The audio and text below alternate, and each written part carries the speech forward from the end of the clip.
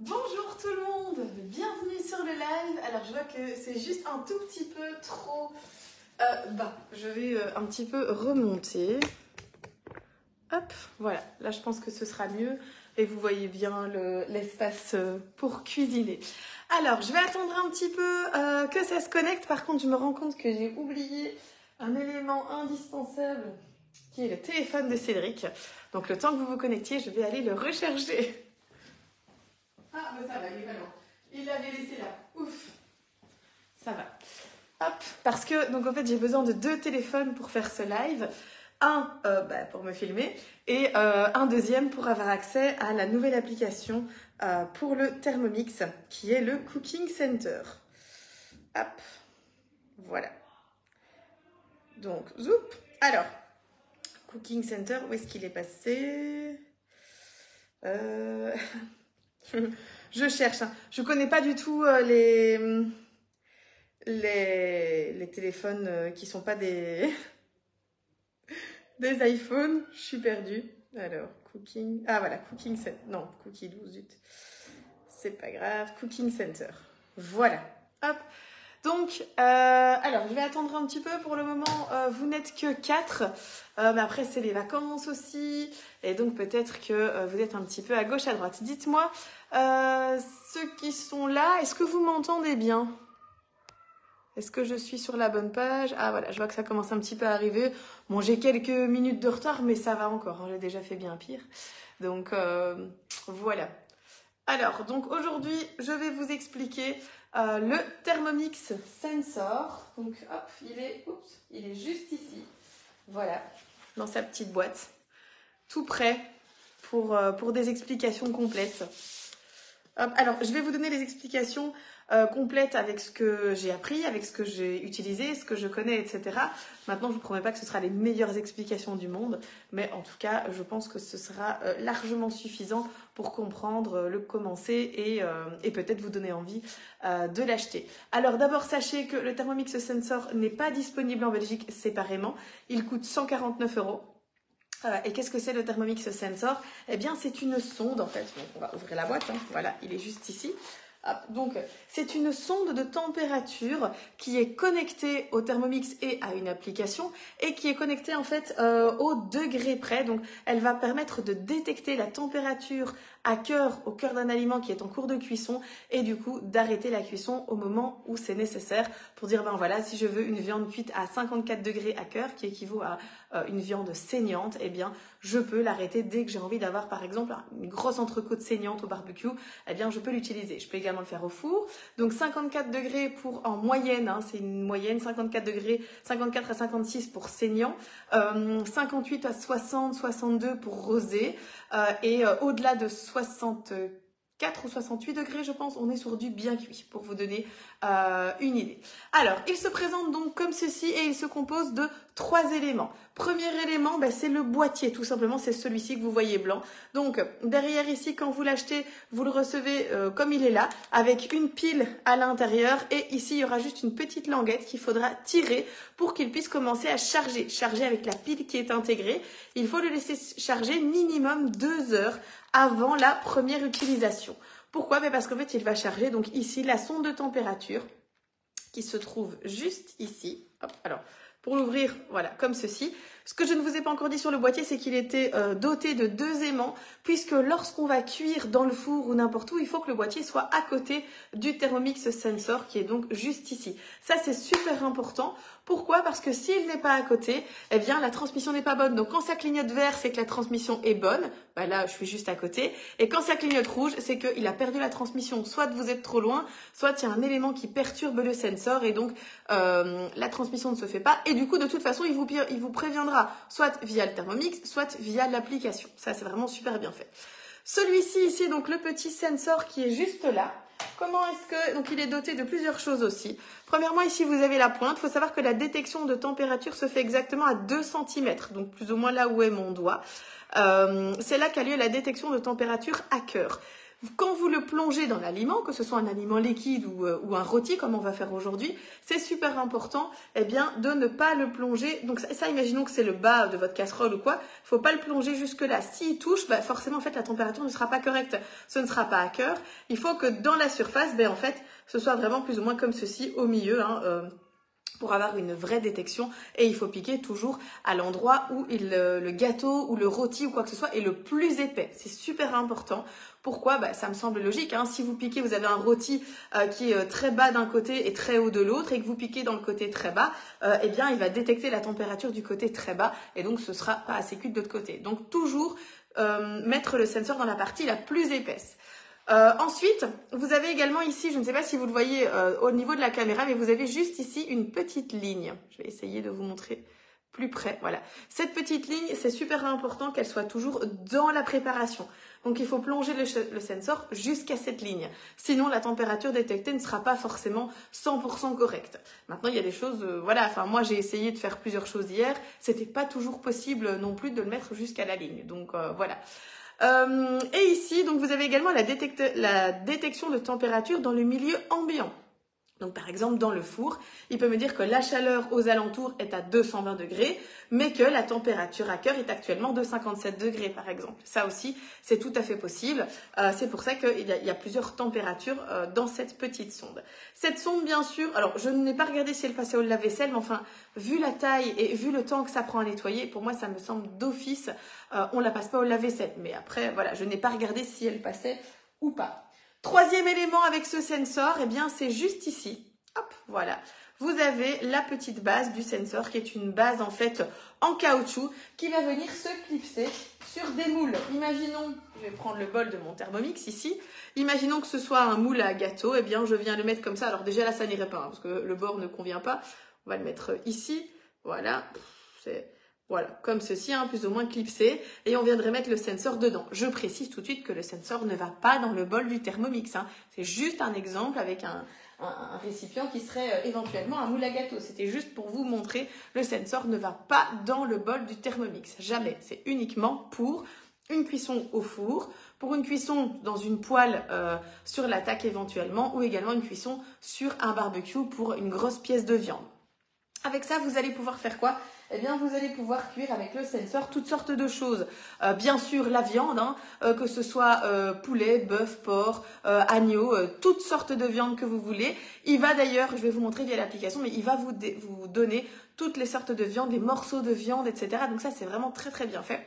Deuxième chose, vous allez pouvoir faire tout ce qui est boulangerie, pâtisserie, donc les pains, les brioches, mais aussi les gâteaux, toutes ces choses-là où parfois on se dit tiens, est-ce que c'est cuit, pas cuit, on rentre le couteau, c'est pas cuit, on continue, etc.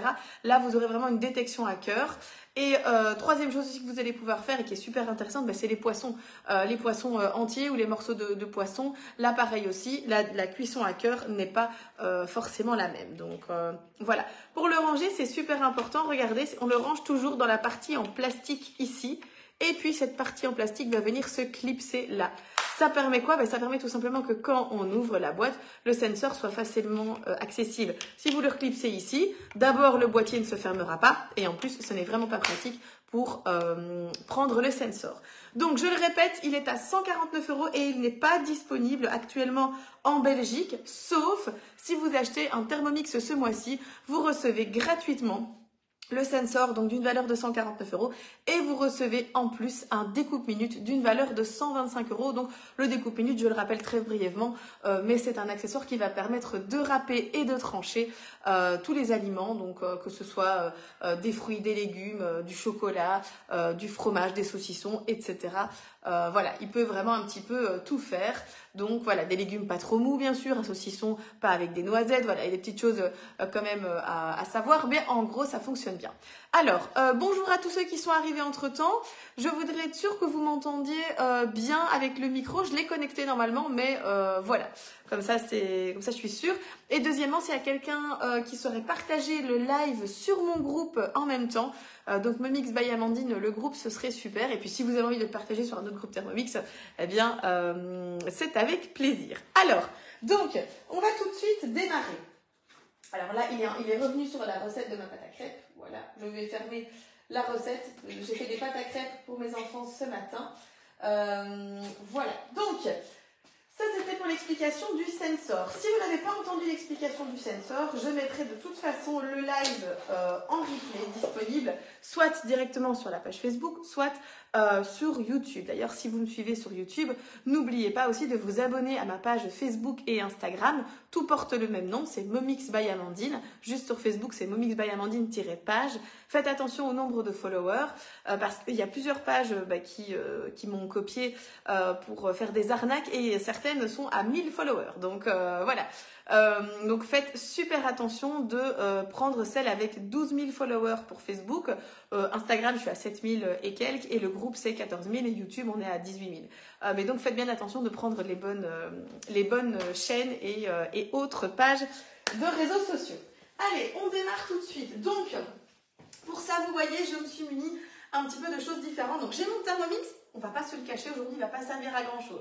Il va servir juste à hacher les oignons, l'ail et le céleri. Et après, tout va se passer principalement ici, puisque je vais dorer le rôti. Le rôti qui est celui-ci, c'est donc un rôti de bœuf que j'ai été acheté hier, qui fait environ, je pense, je ne sais plus exactement, mais 800 grammes.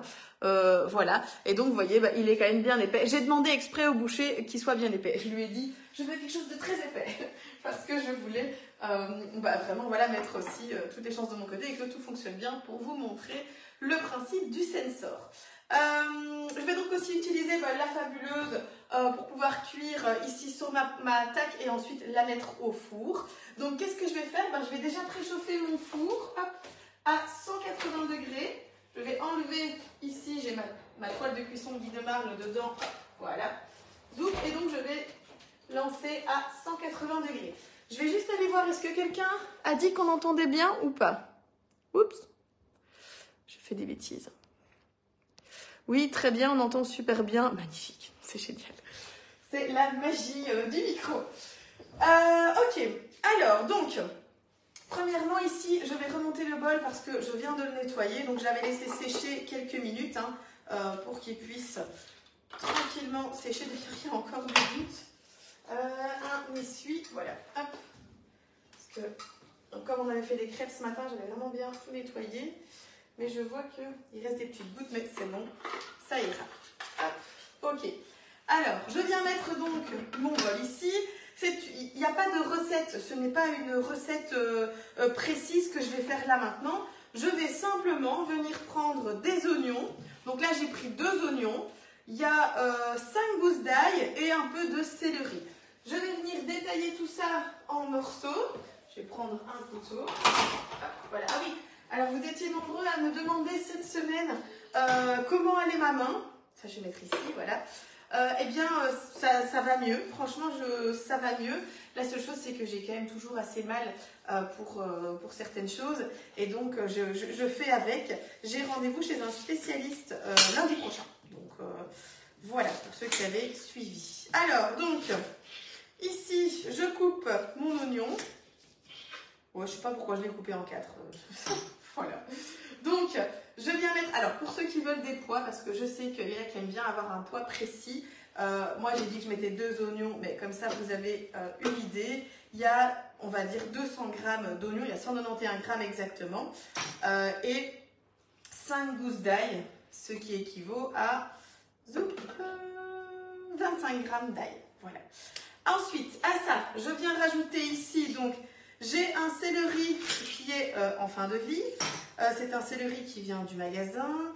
Parce que comme on fait des ateliers au magasin, parfois Bertrand, forcément, il fait des courses aussi. Et il ne me dit pas forcément qu'il reste des choses. Et donc, voilà, là, je l'ai trouvé dans le tiroir du frigo. Il n'était pas sous bissé. Et du coup, je me suis dit, je vais vite le prendre. Pour mettre un petit peu de céleri dans ma préparation. J'aurais voulu mettre des feuilles, mais elles sont pas en super bon état. Je vais en mettre quelques-unes, parce que des feuilles, ça donne du goût. Donc, voilà. Hop. Alors, ça, je vais mettre derrière, ici. Voilà. Je mets ça là. Je vais rincer ça sous l'eau. Ça, je vais le faire à la main. Je vous avoue que je ne vais pas le faire au Thermomix. parce que j'aime bien encore garder un peu des morceaux. Et puis en plus, deuxième raison, c'est qu'ils sont très bons. Mon céleri là, il est vraiment en fin de vie. Et donc du coup, bah, il sera juste bien pour faire au couteau, mais je ne le tenterai pas autrement qu'au couteau. Donc, pendant ce temps-là, je fais plein de choses en même temps. Je vais déjà prendre ma fabuleuse et je vais venir mettre ma fabuleuse à chauffer ici. Donc ça, c'est une plaque de cuisson indépendante. Voilà, ça fait un petit peu de bruit. J'espère que vous m'entendez quand même bien. Alors, donc, maintenant, ici, ça chauffe bien. Je ne pensais pas que ça chaufferait si vite. Du coup, je vais vite mixer mes oignons. Ah oui, et je vais mettre un petit morceau de beurre aussi parce que je fais plein de choses en même temps. Vous avez vu, j'essaye de rien oublier. Alors, je vais mettre un petit morceau de beurre pour rôtir ma viande. Hier, quand j'ai acheté la viande chez le boucher, il m'a dit, bon voilà, tu mets un petit morceau de beurre dans la poêle et tu viens simplement griller un peu. Ça, c'est beaucoup trop fort en fait. Elle est sur... c'est une taque qui va de 1 à 5 et elle chauffe beaucoup plus vite. Alors, vous ne pouvez pas du tout aller avec un couteau dans la fabuleuse, mais là, vous n'avez rien vu, donc je vais changer d'ustensile. Je vais prendre ici... Ah ben, je vais prendre la cuillère de la fabuleuse au lieu de s'en servir. Hop, voilà, la spatule en bois. Voilà. Donc là, hop, je fais fondre le beurre. Je vais encore diminuer parce que ça va trop fort. J'ai pas envie de carboniser mon beurre. Pendant ce temps-là, ici, je vais vite venir mixer 5 secondes, vitesse 5, mes oignons. Je ne sais pas où est mon gobelet doseur.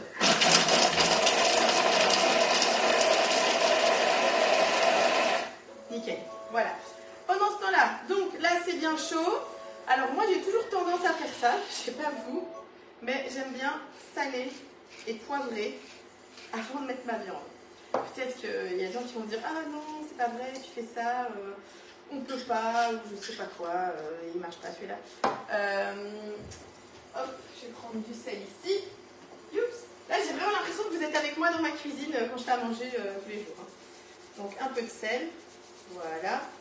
Je vous rassure, hein, quand vous posez la question, le beurre n'est absolument pas cramé.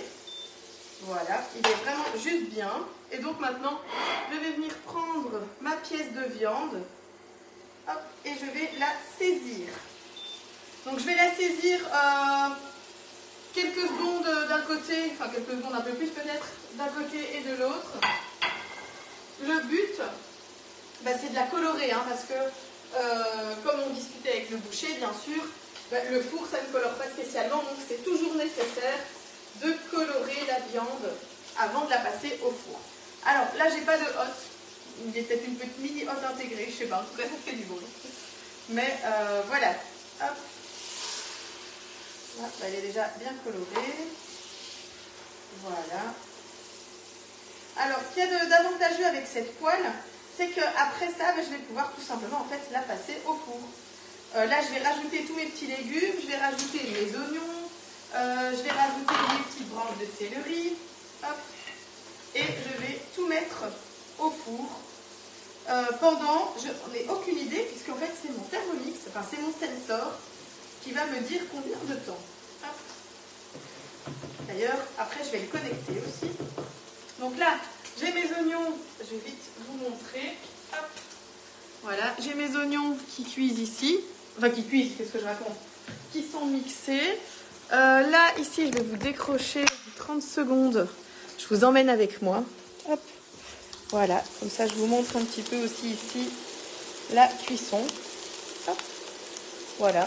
Bon, c'était vraiment très court, hein, parce que quand je suis toute seule, je peux pas vous laisser tout le temps décrocher, parce qu'il me faudrait 6 bras et je n'en ai que 2. Donc, voilà. Il y a Thierry qui veut parler, mais j'ai pas besoin de lui. Voilà, donc, alors, je retourne mon rôti. Ah, il est bien coloré. Voilà. Ok. Donc là, c'est vraiment le saisir hein, sur toutes les faces. Puisque de toute façon, après, il va cuire. Voilà, je vais encore juste le saisir ici sur la dernière face. Quelques secondes, je vais même arrêter ma plaque. Voilà, je pense que ce sera bon.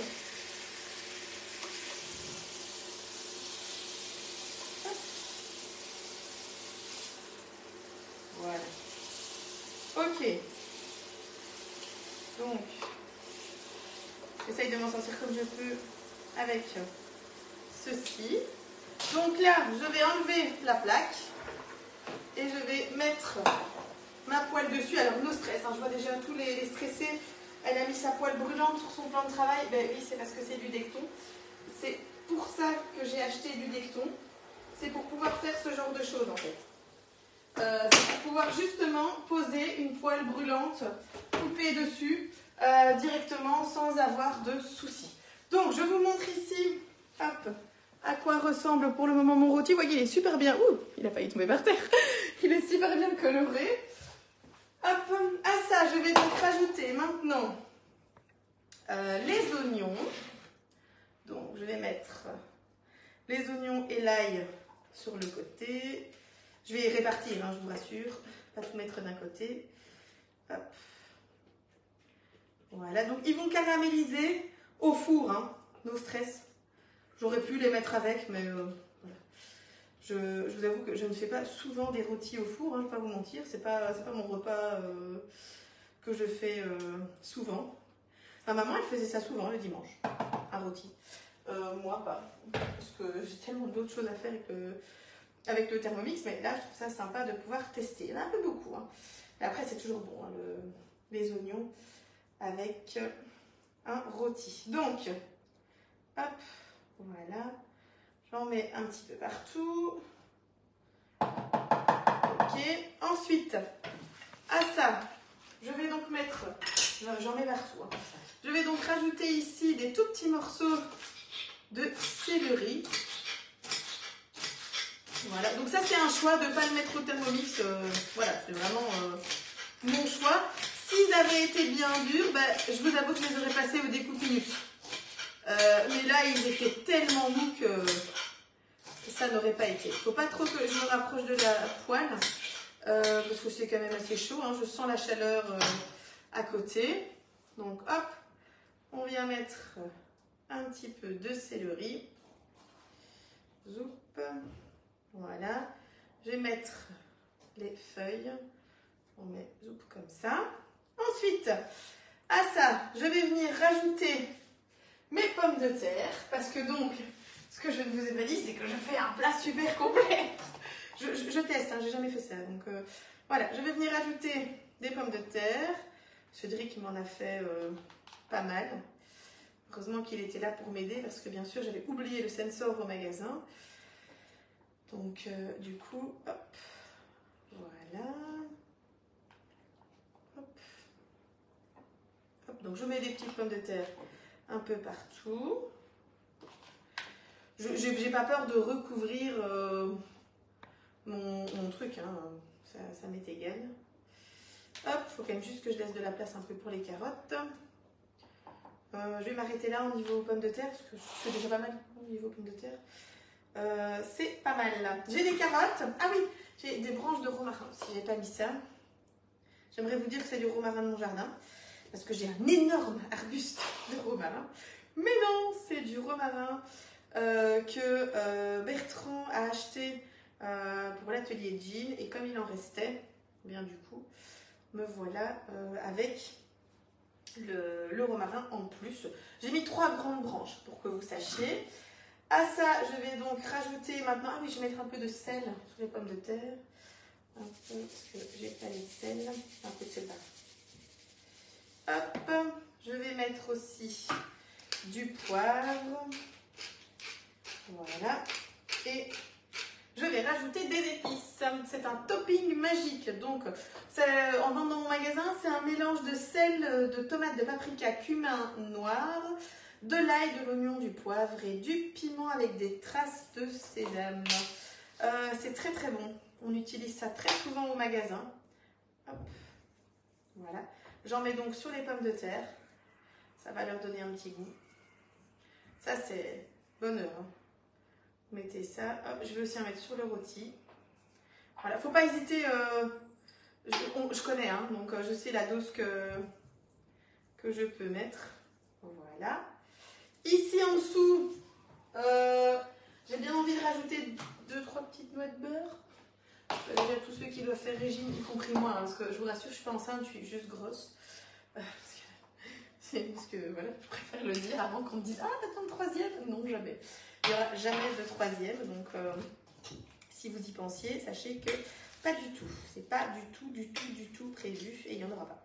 Donc, je viens mettre ici 3 petits cubes de beurre. Je mets 3 petits cubes. Hop, là, pour avoir une petite sauce. Allez, 4. Voilà. Hop, voilà. Bah oui, le but c'est que ce soit gourmand et bon. Hein, voilà. Et maintenant ici, je viens mettre dessus tout ça, des carottes. Improvisation totale. Je n'ai jamais fait ça, je le répète. Je ne suis aucune recette. Je suis moi-même en fait. Voilà. Hop. Donc pas oublier de mettre le sensor. Parce que là, on dirait que c'est cuit, mais c'est absolument pas cuit. Je le répète. Donc, hop. Alors, la fabuleuse, elle fait 28 cm. Donc, c'est déjà une belle capacité, 4,5 litres. Pour vous donner une idée. Elle n'est pas petite. Voilà. Et là, il y avait 1 kg de pommes de terre, mais je n'ai pas tout mis. Il y avait 1 kg de carottes. Il en reste un petit peu. Donc, tout va cuire ensemble. Ça va être super bon. Voilà. Alors, maintenant, attaquons-nous à notre sensor. Parce que bon, là, c'est bien. Tout est prêt. On va partir donc en cuisson. Je remets un peu de poivre sur mes carottes. Et je vais mettre un tout petit peu encore d'épices. Donc je sais que je peux en mettre, je le répète, parce que c'est vraiment... Enfin, je sais que ce sera parfait au niveau de l'assaisonnement. Hop. Voilà. Donc, le sensor. Je vais prendre ici donc, le téléphone. On va le connecter. Et on va le connecter au Thermomix aussi. Parce qu'il n'est pas connecté à ce Thermomix aussi. Je l'ai déconnecté du Thermomix de la maison pour le reconnecter sur le magasin. Coucou de hâte, toi qui me fais coucou des Vosges. Voilà. Alors, donc, ici, comment est-ce qu'on le connecte? D'abord au Thermomix. Je vais aller dans le menu, les 3 petites lignes. Hop, et je vais ici aller dans Réglages. Ensuite, j'ai Bluetooth, il doit être activé. Et appareil connecté. Je vais cliquer sur appareil connecté. Et là, je vais ouvrir mon sensor, comme ceci. Voilà, directement, comme j'ai ouvert mon sensor, il le détecte. Thermomix Sensor, je clique dessus pour ajouter un appareil, et c'est fait. C'est aussi simple que ça. Le Thermomix est connecté maintenant avec ce sensor ici. Je referme l'appareil, et je vais maintenant sur le téléphone. Donc, téléphone de Cédric. Voilà. Donc, le Cooking Center, qu'est-ce qu'il me dit? C'est une nouvelle application, je le précise. C'est une application que vous pouvez télécharger. C'est une application officielle de Vorwerk avec la possibilité pour le moment de connecter 2 appareils, le Friends et le Thermomix Sensor. Donc ici d'ailleurs, il nous met la petite image.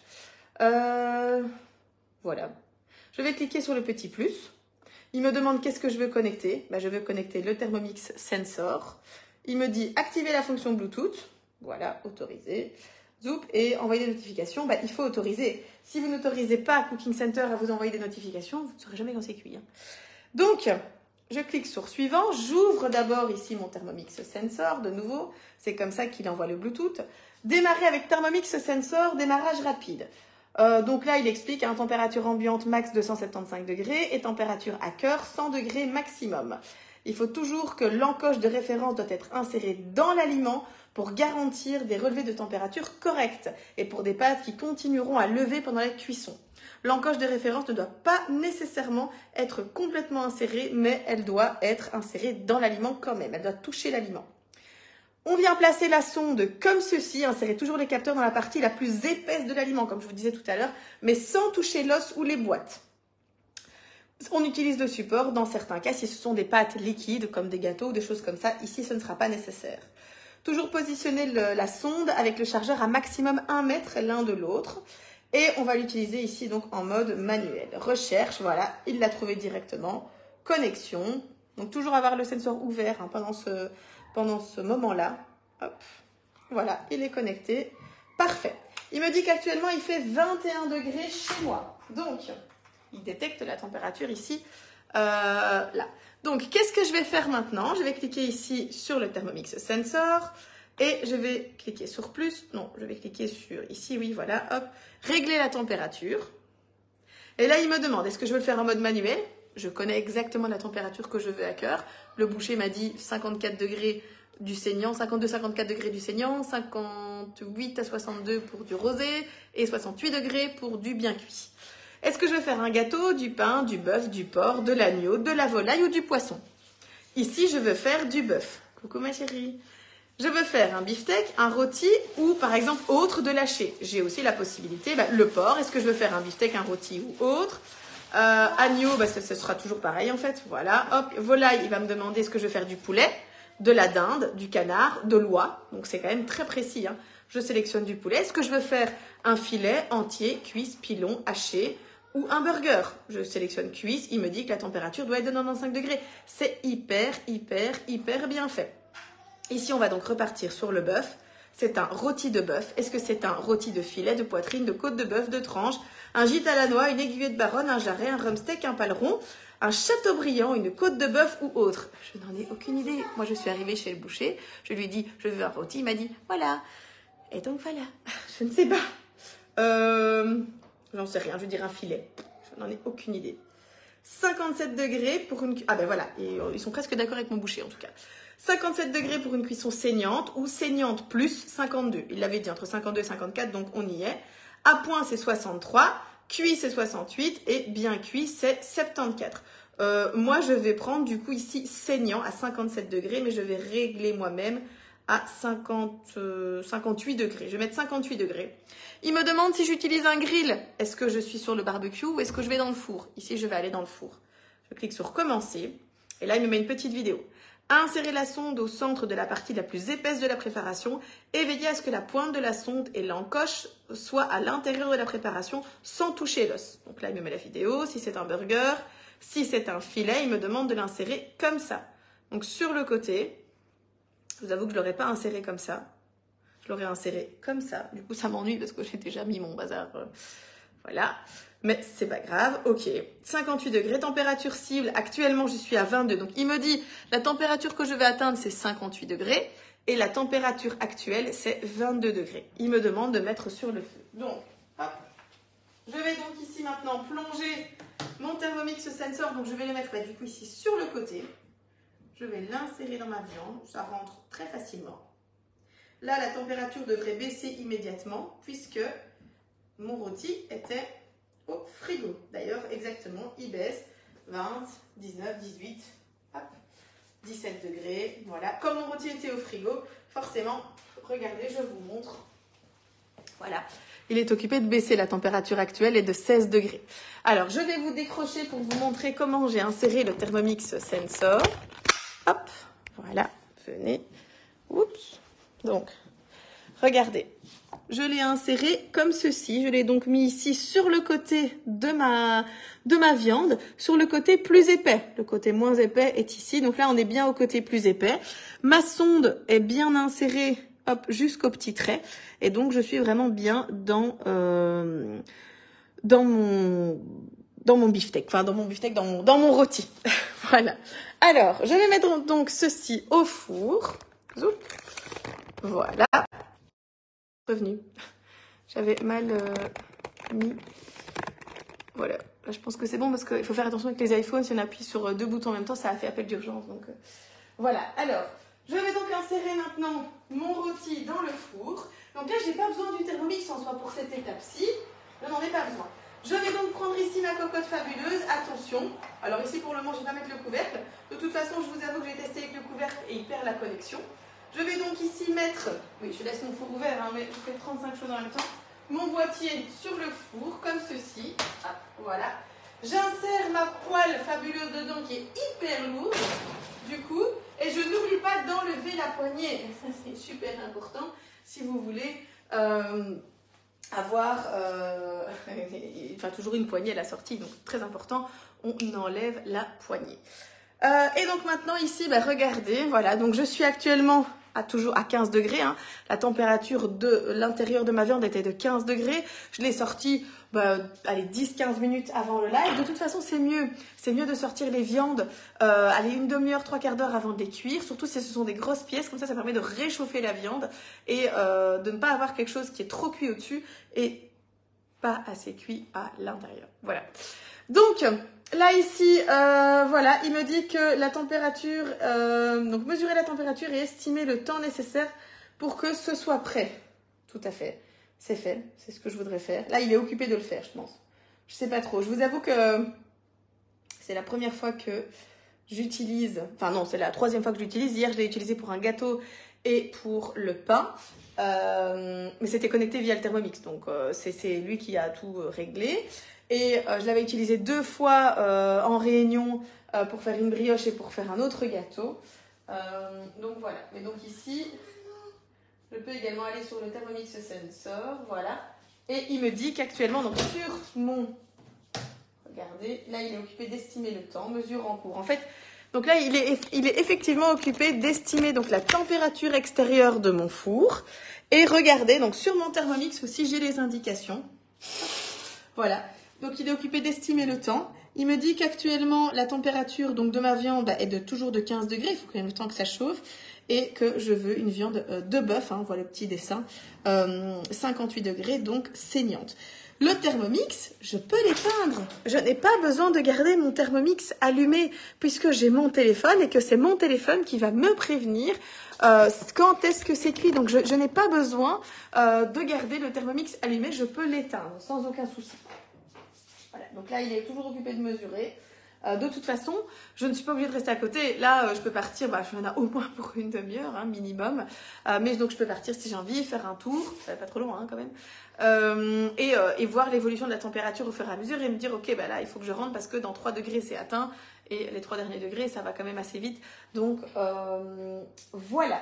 Alors, j'aurais bien aimé qu'il mette l'estimation du temps, mais je crois qu'il est occupé de calculer la température extérieure. Et il a peut-être un peu de mal, je ne sais pas. Parce que je l'ai mis... C'est vrai que je l'ai mis près de la soufflerie. Je vais peut-être le tourner. Je vais tourner la cocotte. Attendez. Hop. Je vais la tourner. Parce que là, en tout cas, la connexion, elle est bonne. Hop. Voilà. C'est sur papa. Ah oui. Ah d'accord, ok. Voilà. Hop. On va voir s'il arrive à mieux garder comme ça. Je vais arroser de temps en temps ma viande, hein, donc je vais faire un petit bouillon à côté pour l'arroser pour pas qu'elle soit sèche. Maintenant j'ai mis aussi du beurre et tout. Et puis dans quelques minutes, je vais mettre le couvercle et voir comment il gère le couvercle. Je vais le laisser 15-20 minutes et puis je vais l'enlever parce que hier il avait du mal, en tout cas avec le couvercle de la Fabuleuse, il n'arrivait plus à capter la connexion entre le sensor et la boîte. Donc voilà, bon. Estimation du temps, il est toujours occupé d'estimer le temps. Par contre maintenant on est à 16 degrés, donc on a déjà augmenté à cœur d'1 degré. Ça veut dire que tout doucement la chaleur est occupée de forcément cuire tout doucement mon rôti.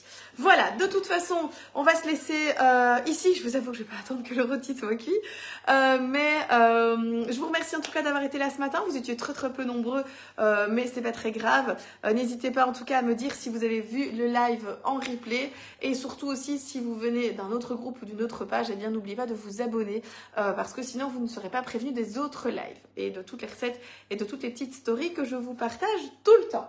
Voilà, je vous souhaite un très bon dimanche. On se voit dimanche prochain au matin pour un prochain live.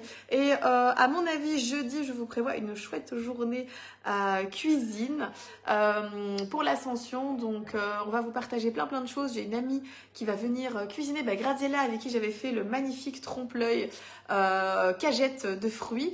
On va refaire une journée cuisine. Donc, du coup, on vous prévoit plein de belles recettes. Voilà. Donc, on se dit de toute façon à toute la semaine parce je vous parle tous les jours. Mais sinon, en live, à mon avis, jeudi et dimanche. Voilà. Bon dimanche à tous. Salut.